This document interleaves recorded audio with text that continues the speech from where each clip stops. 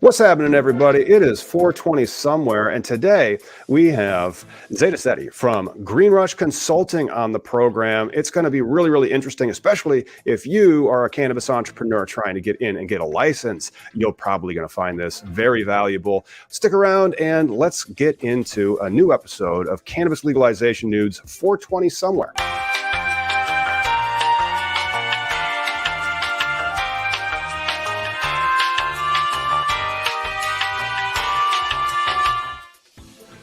Hey, Zeta, thank you so much for coming on the podcast. Oh, it's all right. You know, it's going okay. Can you briefly introduce yourself and tell the audience who you are and what you do?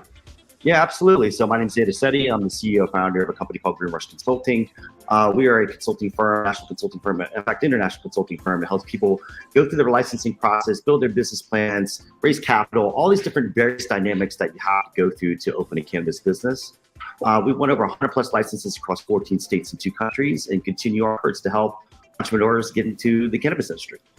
So that's good about myself. Yeah, that's awesome, man.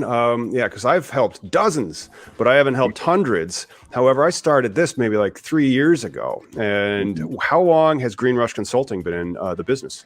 Since 2011. I mean, personally, I've been in the industry for about 26 years, when California passed Prop 215 in 1996. But ever since really it came out of California is when we really started focusing on some of the new states, medical states. I'm starting with New Jersey. I've got one of the first 6 alternative treatment center licenses there back in 2011. And really, that's when it all truly started. You know, I mean, it was very in the infancy of the industry, say. So we started early. Were you? Yeah. Well, it's before adult use. And so if you've been in the industry from before adult use, that's a long time. And adult use, 10 years old. Well, 9, 10. Well, it depends. Do we count it from 2012 when they voted for it, or 2014 when legal sales began? I say 12. You're right. Yeah. Well, 12 too. You know, that was a really pivotal moment. I mean, California had Prop 19, and that failed. And then, then we saw Washington and Colorado legalize, which was a complete change in the dynamics of the industry. I totally would have lost that bet.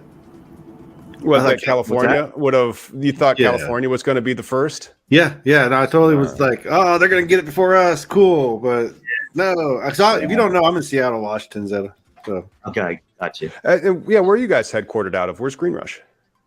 Well, it was based out of Oakland for the very longest time. I mean, obviously, you see a lot of the best policies and practices that were created in the beginning of the industry. Now we're based out of Las Vegas. It's so much cheaper. Oh, you got well, the Bay Area is expensive, and so I've only heard stories. I've never really even been there, but they have excellent cannabis and high prices. Yes. Yeah, no kidding. Yes. Were you a grower?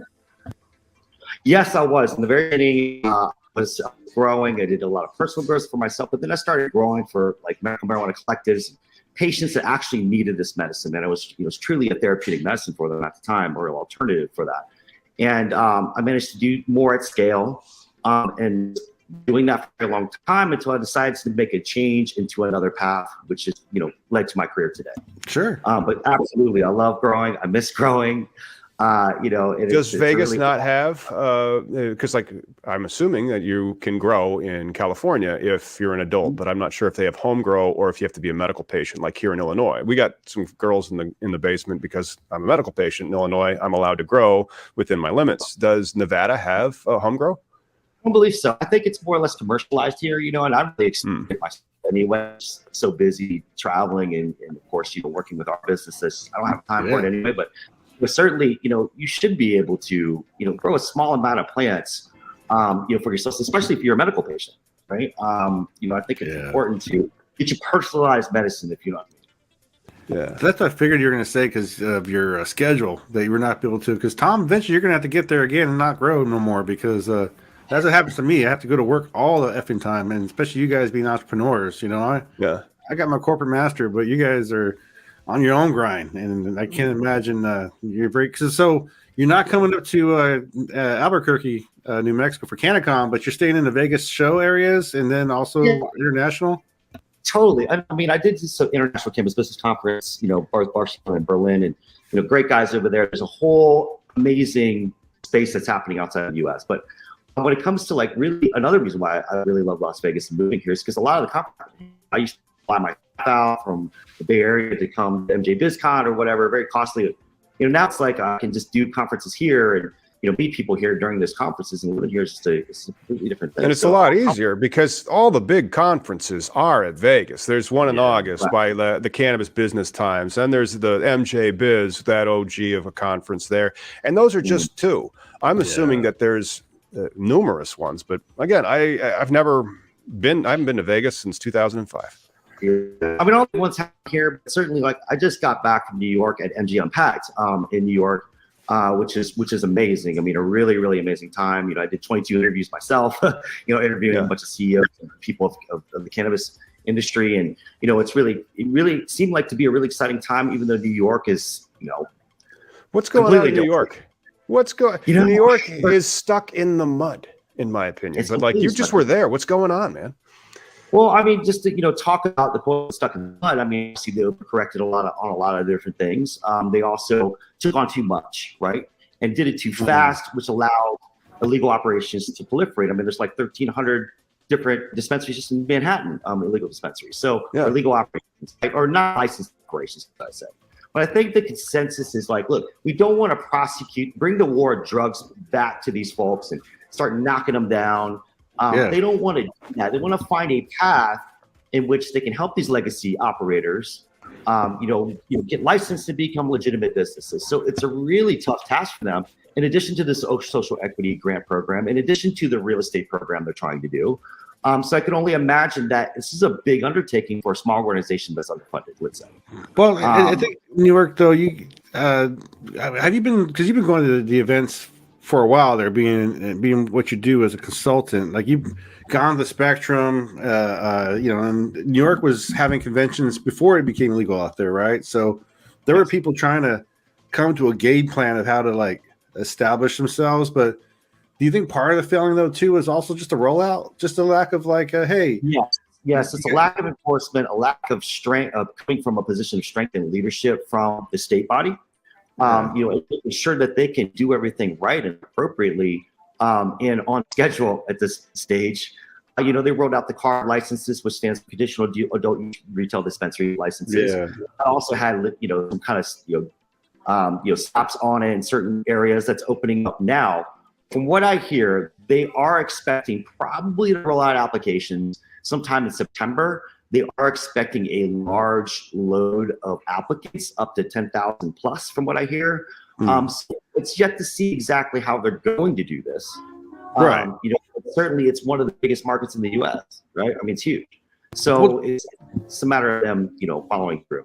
They should be, though, right? I mean, they should be one of the largest markets. I mean, we speculate a lot because there's so much that's off, not on the books. And if we could see everything above board, we'd actually know, because and New York does have potentially the largest markets up there that we could feed. But I just think the rollout was so bad when it came to like giving licenses to the people who were already storefronts, right? You could have just been like, hey, now we're going to tax you. Now we want to be part of your business. They could have, instead of the lack of law enforcement, it's a very quandary area where like they'll kill you over cigarettes, but yet they're trying to figure out over the storefronts with cannabis how to make this happen, because there is that demand of patience that hasn't been there before. Now it's legal. So I can't, cops are trying to figure out how to beat you up now. Right. Well, I think also cops are like a little definitely afraid to enforce, right? Because there's a lot of political social justice issues around that. There's a lot of challenges around that. So I can see how their hands.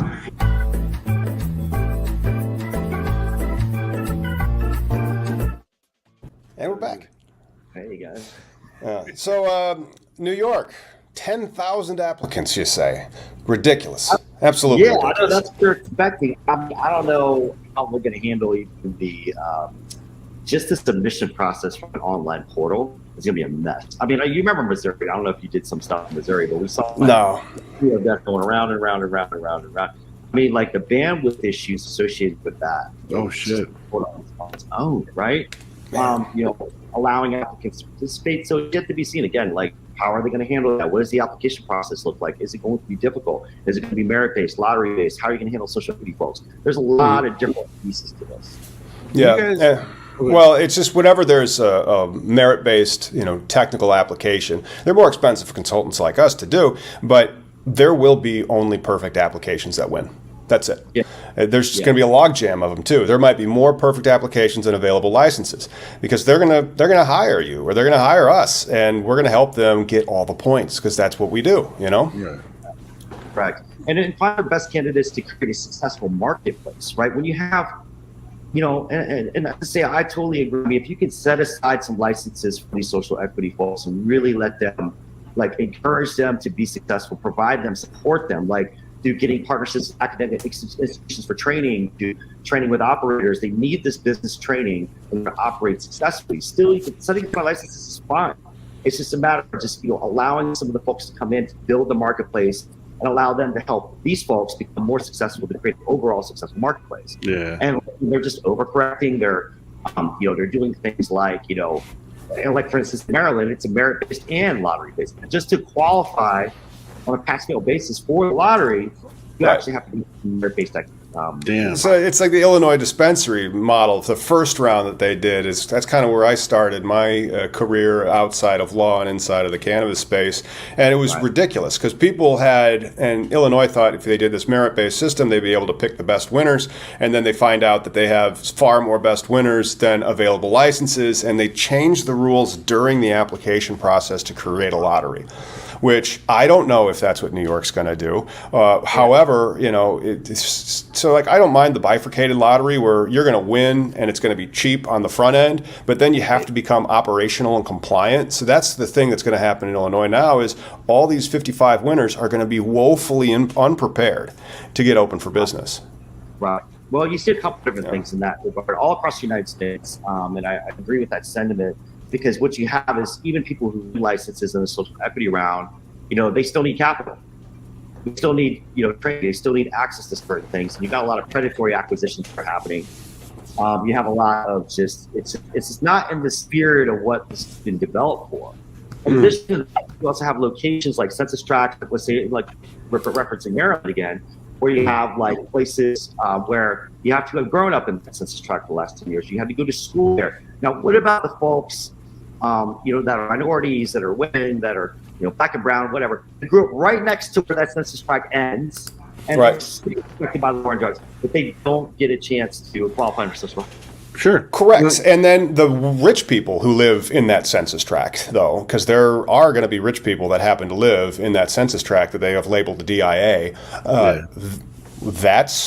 That's good. Just simply because somebody lives there, why does that make them better at being a licensed operator? I don't understand that. It's where you live that matters, or if you got arrested, that's going to make you be a licensed operator better, but not if you got arrested with too much. And so, in Illinois, we have a threshold of 500 grams. And so Miggy is actually a social equity applicant with me in an Illinois dispensary.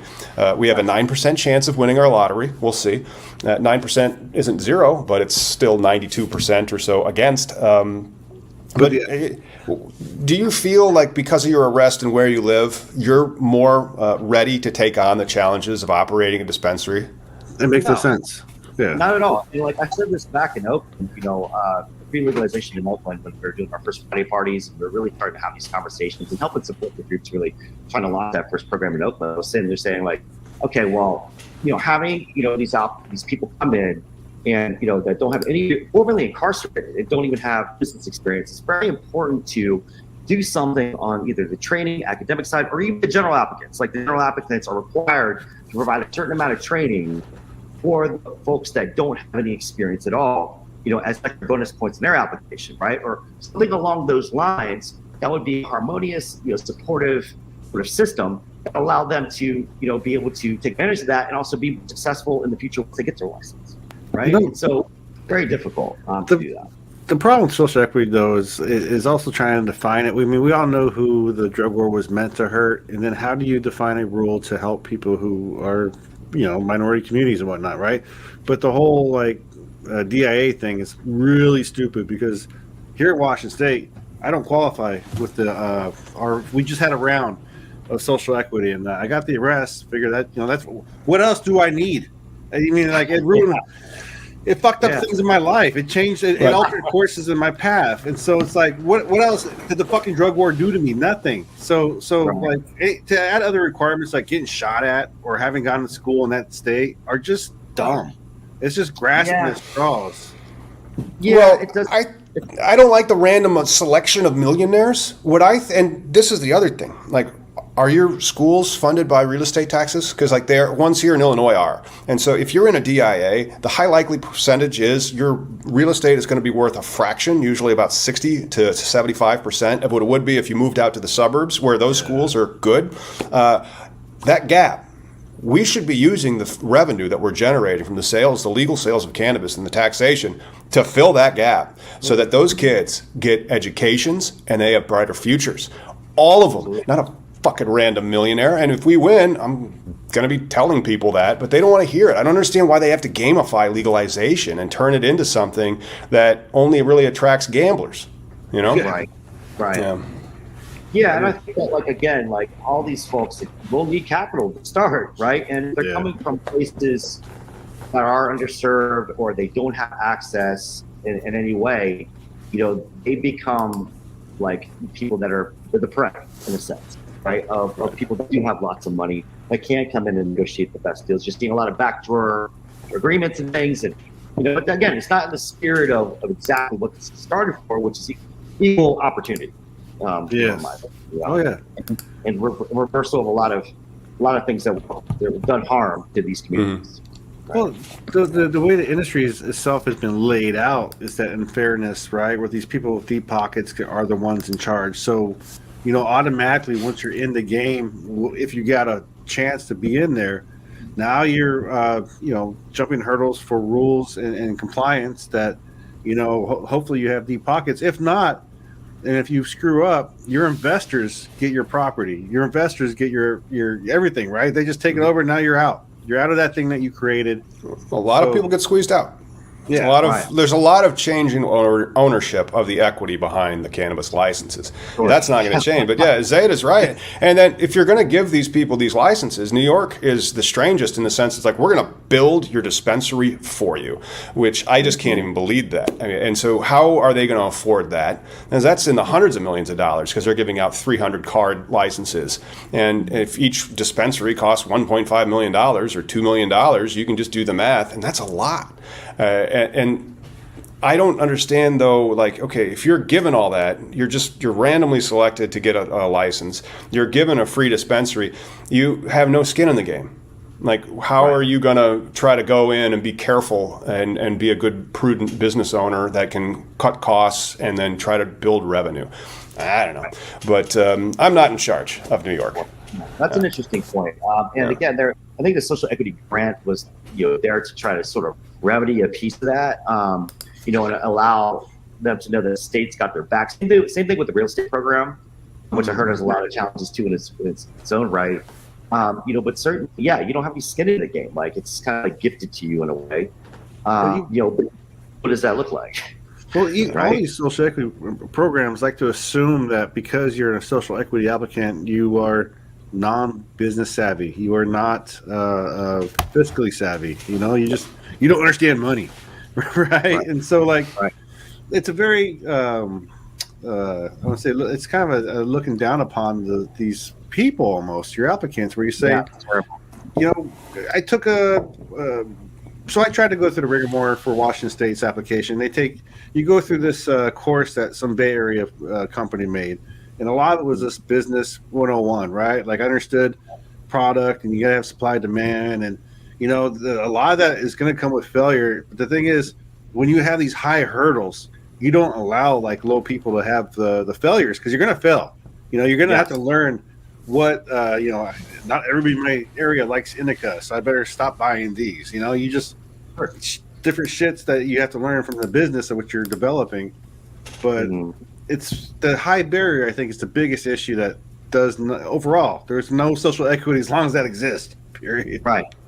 And I agree with you on the whole like labeling part about this. It's not. I mean, again, I've met many people that qualify for social equity that have great business backgrounds, have capital in place, but had been unfortunate to been affected by the war on drugs at an early age.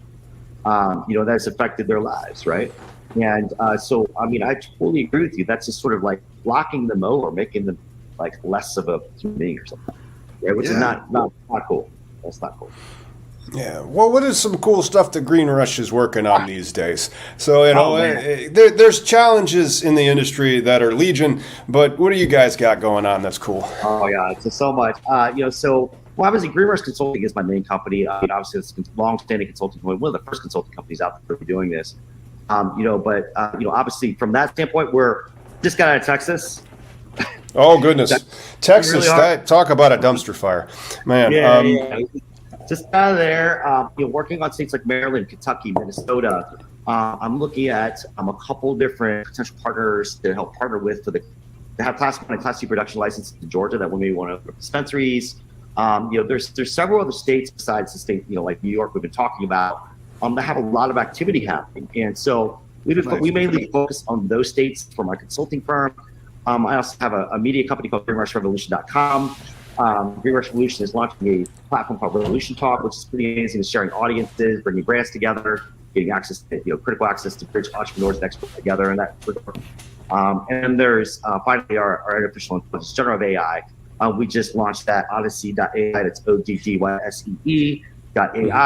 I just debuted that in New York at MG Unpacked, and we got on Bloomberg. Just recently got covered by Bloomberg, so we're really excited about that. So that right there is almost like the next evolution of my consulting firm to really automate processes, really get, capture about 70% of the workload and get that other 30% of the project management aspects of it. So really excited about that.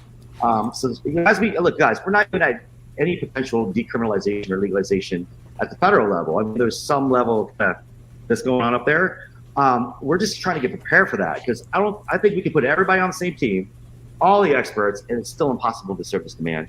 And so we're really moving forward with trying to figure out ways of creating the platform, or we are creating the platform to establish that. Sure. Is that what you're using the AI for? Part of your media, as well as how is it applied to, say, a grower?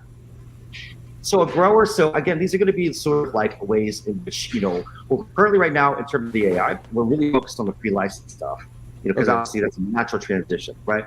But post-license operations, we're looking at everything from future builds on how you can, really put together different aspects of phenotypes to even formulations, right? We have a couple of different builds that are coming up called Theoretics. It's been called Theoretics with an X.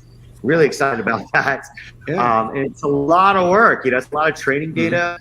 To really look at the risk management aspect of that training data. Otherwise, you get a lot of things like hallucinations or issues. You can see that with ChatGPT right now in terms of how it doesn't have a lot of the responses that are accurate, right? So we're working with a lot of strategic partners all over the map. This is not just us creating a tool just for us personally. We're looking to unify the industry in that regard on really getting us the data that we need, because the data is finite, right? I mean, we know that there's an end to it, right? And eventually it's going to reach an intelligence that will be more accurate and responsive and better tool. So yeah, because the large language models where they're at now are really good, and there's only so much data in Illinois or in Minnesota. Minnesota's are still in the future; they haven't done it yet. But then the regulations, the statute, the application. And then all the best practices after that. But if you have the regulation, the statute, and the application, you can make a complete application from that. But then the hallucination aspect of it would be interesting to try to tinker with that. But you guys aren't using a ChatGPT, or are you using something from OpenAI? We built our own neural network. We did it in 33 days. We actually put all the training data that we had into it. We also, I think you'll appreciate this too, Thomas. I mean, when I saw ChatGPT come out, I was sitting there thinking to myself, okay, so how many of my clients are using this, and how much information of mine out there is being used on this, right? My information, right? You as a lawyer, you would understand that. Any marketer would understand it, copywriter, et cetera. So when we looked at it, instead of being reactive, we decided to take a proactive approach by creating our own. And I found a way to lock up our intellectual property into what's called a library codex. And so we have these codexes in which we can lock it behind a paywall. And then now you're able to get a long tail response, 1,000 words, 2,000 words, 5,000 words, whatever it is, based on accurate data on our intellectual property winning applications, right? So that made where I thought about like, folks like yourself or whoever else, like we can almost create a marketplace in which, you can, be able to lock up your IP. But as opposed to putting it in ChatGPT, it's available to the world, right? I mean, right. that's why these sensitive data on it. So figured out a way to do that, which is really amazing. And then also like that sensitive information, like maybe you want to put your bio on ChatGPT so that way your buyer is accurate in future responses to future queries. But for us, we wanted to make sure that all that's protected. So everything's locked into its own user instance instead of being open. So now, like whatever happens on our AI, like you're able to lock it into your own user instance. Nobody else can see it. No sensitive information is really amazing. Really for like a store, could you use it to tap into like head tracks, or do you have to tap it and enter the data manually for you to figure out like analytics for options, right? Because that's how people are using AI now. Yeah, these are all future builds that are coming up. I mean, we just put together our MVP. Like I said, it was a very short period of time. Very cool. So future builds are market analysis for investors, are things like, I'm looking at potentially partnering, with some big data groups, right? And really get that real-time information, whether it's POS or whether it's whatever, to be able to reach the point you're talking about, which to provide that type of information on the fly, right? But it's all this TikTok, but we feel like by the end of the year, this will be pretty solid. Nice. Really solid. Yeah. It takes time to train them and then work everything through. But I'm really excited about the AI in the future. And so I've just started doing a lot of blogging on it to see what are the legal aspects of it. But in the past month, I've seen 2 services for it's called like Copilot for one of them. Like Case Text is that one that launched it, and then LexisNexis just launched their AI product. So that Westlaw is going to be right behind them, and you're going to need to use this stuff in a few more years, because if you don't, you're going to get your ass handed to you by somebody who will, and it's a competitive. I mean, the lawsuits are by their very nature confrontational. There's the plaintiff, there's the defendants. They're fighting it out. And so you're looking for that competitive advantage. You're looking for what case theory can we use to get some liability here? Or how is this going to play out? We're talking about if we're talking cannabis, sure. We have one statute, one regulatory thing. Now, if you're talking about just law in general, they're everywhere. And so it'll be neat in a few more years. Yeah, well, I mean, you got to understand, especially from your perspective, it's like there's no regulations around AI currently right now. We're all forging that path together. And also the fact is that, there will be a lot of really interesting cases coming about, like I said, precedents and some of this rulings and rules of law around this, especially around intellectual property. But we're already seeing that now. Right? But the most important thing right now is for us at least, is to specialize in one area, right? Not give this huge, massive thing. You can always use other tools for your internal operations. And like you said before, if you are not migrating in this direction as any type of business, you are missing out on some incredible technology to help you do more, 10x your workload, 20x your workload, 100x it. It's really amazing. It truly is. Mm-hmm. You guys, I saw a meme where a college professor, he's like, I'm not worried about the future. They just caught their first essay written by ChatGPT.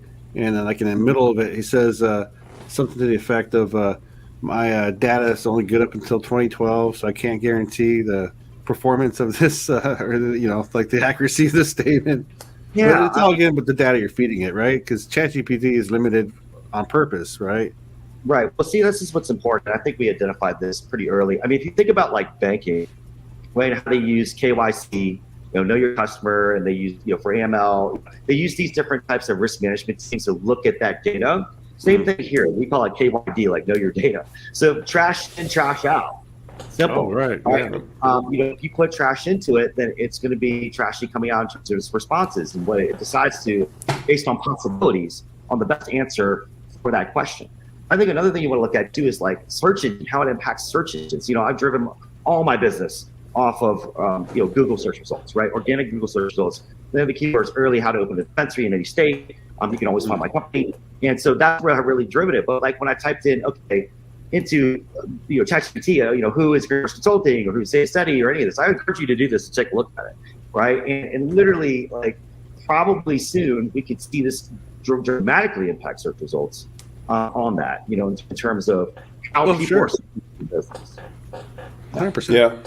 Yeah, and never a dull moment in the future. You always have to be on top of something.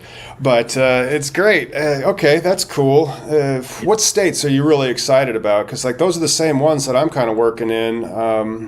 I'd say out of all of them, I'm most excited for right now for Missouri because that's going to be next month.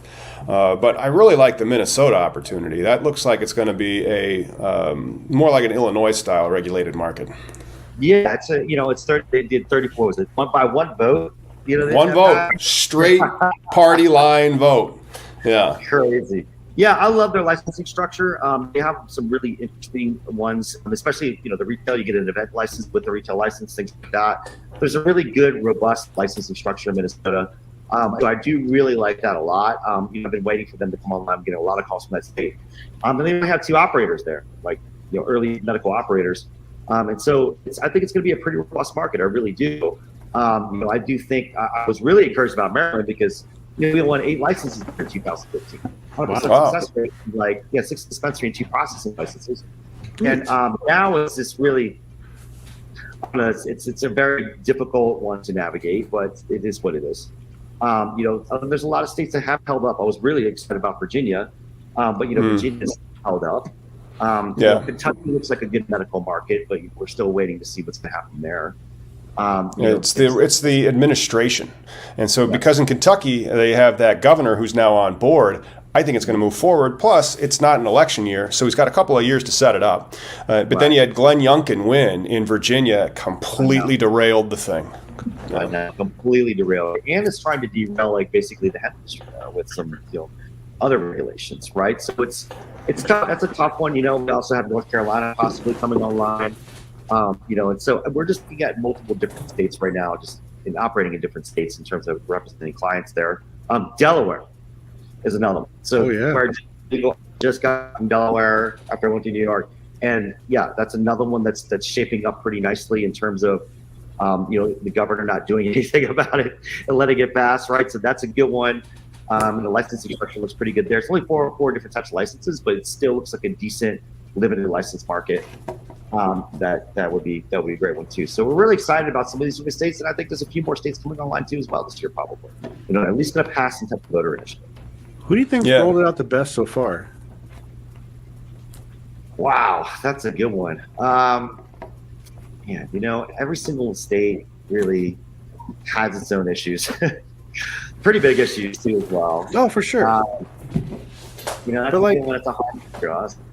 I personally am a big fan of what Oregon did when they just went medical. Now you're recreational. You just got to put a little side. Because that made it a lot easier for the people who already took a stance for the medical time, right? Like usually every state has a medical side first, and then people realize the apocalypse didn't happen, and then medicals are able to get in there, or recreational, or adult use. So right. I think that was the best one, but I haven't seen anybody else like that. Yeah, Measure 91, I was really good. Anthony Johnson, really good friend of mine, he helped co-write that measure. I think that, but again, where they made mistakes, and this is where I had a hard time really answering that question because, they didn't limit the licenses and they just got oversaturated and operators just couldn't be successul. There was a lot of operators that had to close their doors, right? Similar to Oklahoma, right. Same thing. So, they always, there really is no perfect process. We don't expect it to be perfect, right? Right. And that's where us as consultants, really, learn how to navigate the process and do trial by fire in ways, and be successful, right? And really champion some of these different ones. But I think if a state just took all the different ones, really looked at every single one and really implemented it without any politics involved, without any issues involved, and look at it with a lens that was appropriate, then we would see a really good state come alive. So you helped Anthony write the Measure 91? I didn't help him write it, but I know Anthony pretty well. Really wrote it. Yeah, no, totally. I know Anthony. Awesome. Cool. Yeah. Great guy. Man. So I'm glad that we have a lot of fun, still in the future. There's still a lot of growth in the states, and then there's still going to be a lot of licenses and rounds like that. And the operational issues, I'm looking forward to those more, but Illinois is just taking forever to get its industry launched. And I'm not sure if some of it is the social equity aspect of how they handed out the license.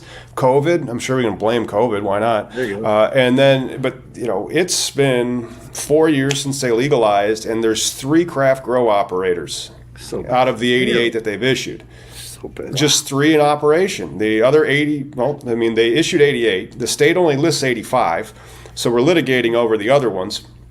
And then out of all of those 85, just 3 have opened. That's insane. Yeah. That's insane. Right? You guys have no lawsuits, right? Well, but the lawsuits don't impact the people that have had a license. And so 2 years ago, I won the first craft grow license that I've ever won. I'm like, oh, cool. Well, I guess this career might work out for me. But that was 2 years ago. And out of those 2, there was 44 that they issued. 3 are open. That's it. And so that means that the other... But why? Why are they stagnant? Well, actually, I got a possible theory to that, Thomas, is the fact that the capital markets are dried up right now. They sure did. That inflation... there's that, like the early investors into the space. I got this direct from a lot of the big groups when I was interviewing them. Is that there's like they're not investing in startups, right? They're investing in existing operators who can show existing operating capital and that they're driving revenues the best they can. Mm-hmm. There's a lot of pivots. There's a lot of consolidation. So there's not a lot of money or dry powder pouring into this space, right? Yeah. And so that can be absolutely a contributor to that, where they're having a hard time raising, risk capital associated with startups, and also, inflation as well. Yeah, and I think the stocks, the cannabis stocks have sold off like 80, 90% over the past 2 years. Right. And I think that would freeze up the capital markets as well, because if all these investors are sucking wind, they're like, I'm not losing any more money on your cannabis venture. Well, I think like to Zeta's point about the investor thing, you saw like in the early beginning of the, for lack of the Green Rush, the beginning of the Green Rush, right? Mm-hmm. By the way, there was a Green Rush movie. I interviewed those guys years ago for the First Medical. That that name, that title has been going around for a while. It's just like it's just very pertinent. But in the beginning, you saw nobody with a resume, or if they had a resume, it's because they wrote for High Times, or there was no real history out there except for like secret handshakes and whatnot. And then now we've been into 10 years into it. You have people who Jungle Boys, all these other names that are out there. Well, why do I want to go, get this new social equity applicant where I can do business with these guys who know how to, like you said, you started with a grow, you saw how much you could advise other people, right? There's other avenues to make a living, not just growing for patients doesn't pay the bills for the most part, right? The whole advocacy side, doing it for the right reasons. I mean, people manage, but then you can be a consultant and expand upon your horizons. There's nothing wrong with that, and there shouldn't be. No. But right. I just think you see a lot of now the investors are being more savvy. Now they can just be like, well, we're trying to find out who to put the money into, because it used to be anybody with long hair could come out and be like, yeah, I used to grow. Come on, trust me. And right. They're learning, really. I mean, it's not blown out, financials and valuations that are just pie in the sky valuations anymore. It's really like concrete. They're doing best practice. It's a good thing, actually. Yeah. Best practices, making sure they're going to find details, rolling up their sleeves and getting involved. I mean, there's just a lot of different aspects to this is changing. But to Thomas's point, is like, you're not, even if you got a license, it still may not be as worth as much as it was years ago. Right. Right. And the prices, because a lot of the gambling aspect of it. And so the people want a license are like, great, sell it. And because of how many people have been selling their license, the price of the craft grow license has just gone like that over the past few years. I mean, they tried to start trading them at $5 million, 2 years ago when they first hit the street. And now we could probably go find one for $500,000. Really? Yeah. That's still worth a lot of money. I'd be like, look, even if you paid $100,000 for that license, you sell it for $500,000. That's $5 extra money. That's still pretty good. Yeah. Right. And so a lot of people, they've maybe invested $100,000, $200,000 in their application, and then Okay, here's an asset. You can exit it right now for $1 million if you get really lucky and you find somebody who will buy it from you. But, you know, egos. But I'm going to go grow the best weed, they all say. And always the same thing, yeah, it's always the same thing there. It's funny. Yeah. It's funny. Yeah. I've heard it. You know, I've seen everything under the sun when it comes to this, but I hear you. There is a tertiary market for selling licenses, you know, in multiple states, right? Mm-hmm. I mean, we've had some people just come to us to win a license and they're just selling it. Right, so it's just a matter of what you want to do. You know, if you have a long-term dream to get into the industry and do it, it's a tough one. It's very difficult to do. It's difficult to navigate. Yeah. You know, and certainly highly competitive. You know, but there is an opportunity just to, you know, economic opportunity just to pay to win a license and sell it. Well, that's the thing. Legalization is not what you thought it was going to be when you were like 19, 20, right? You thought you could sell quarter pounds out of your back of your car all day and make a great living off of that. But now there's legalization. You got to grow it in a good space, and you're going to make sure it's tested and packaged. And there's a whole process, man. I used to get 5,000 a pound. I remember it was 5,000 a pound. What? 500. Yeah, then it was 38, then 35, then 32, then 20. It just started going down. What year was it? 5,000 a pound? 1978. Early 2000s. Yeah. Oh wow. Yeah, I could see that being a green rush then, because if you're selling it for that much and you're growing it, heck, even if you're growing it for 1,000 a pound, that's still a pretty good return. Yeah. Well, you had California was the main grower at the time, so everything on the West Coast was going to the East Coast, and that's where the value still was. is. Yeah, still is. Yeah. But not as much. You're not getting $5K for a pound anywhere. I don't think on the illegal market. No, no, not even illegal. That's the thing, right? So it really has affected. You know, legalization has really affected that price point, and you know that's the thing. There is a price point to this plant, right? You know, another thing is too is like, again, we are still in the phase where, you know, we don't have everybody's landlocked, right? Meaning that you only have a finite market within each state. Like, we haven't even seen what it's like for borders to open up, let alone international borders. Shit. Right? And so any states that are landlocked, like even like a state like Oklahoma, surviving through all that to get to the border, you create a brand, really thinking about like going beyond your state borders, not necessarily in like shipping product anywhere illegally, but, you know, using that brand power, that intellectual property, there's SOPs, there's formulations, finding other partners in other states, like, that's the way they do it. I mean, that's what we've done with a lot of multi-state operators. We've done it with a lot of entrepreneurs, and that's the only way you can do it legally.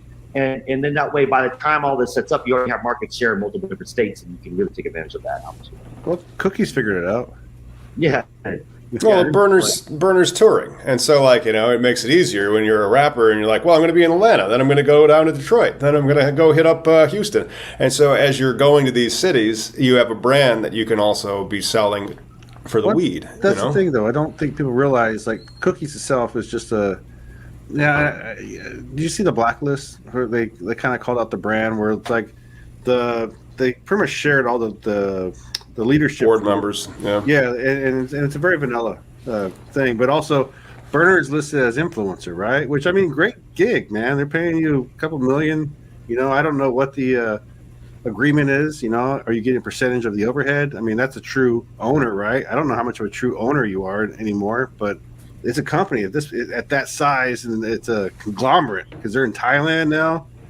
Before Washington State, before it was legal here for recreational, they were just a clothing store. They got their foot out here already, selling their marketing clothes just to get that drive going, which I thought was amazing. Because as soon as they opened, before they got, as soon as they got product out here, though, they're being bought off the shelf. Yeah, well, that's the thing. I mean, they have the right formula and combination between, having the actual strain itself. Cookies, when Cookies first came out, it was like a big wave, right? Just like Blue Dream was a wave, just like any one of them, right? Combine that with the brand power of, a Burner, what he's done in the music industry, what he's done with his clothing lines.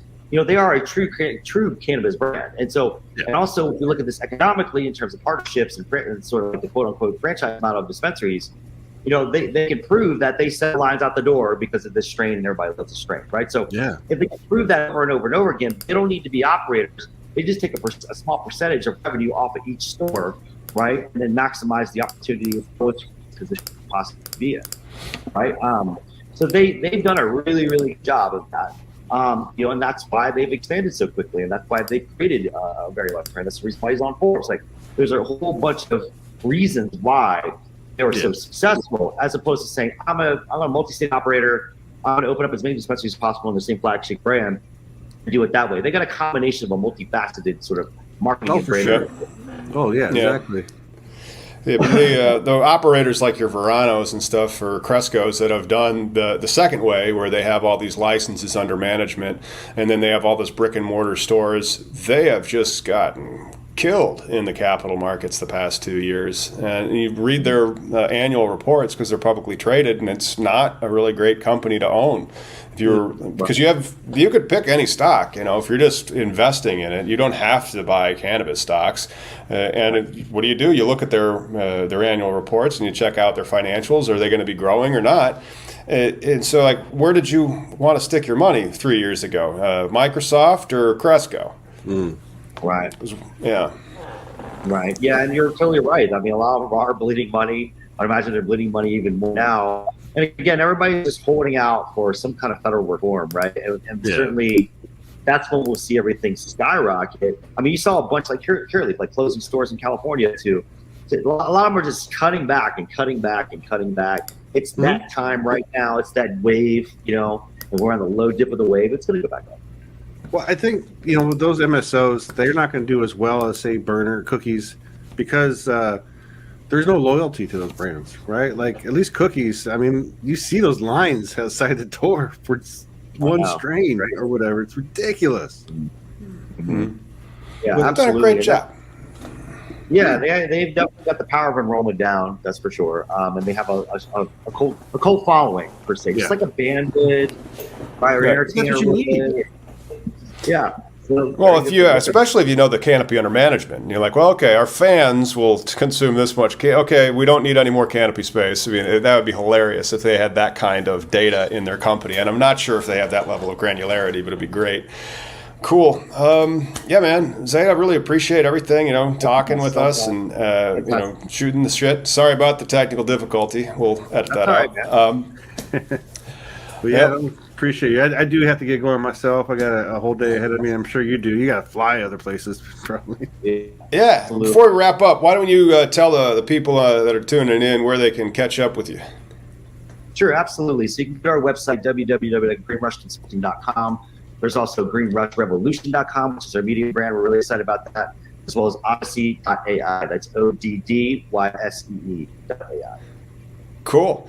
Awesome, man. We appreciate it. And if you guys are in the industry and want to come on 420 somewhere or Cannabis Legalization News, head on over to cannabislegalizationnews.com and get in touch with us.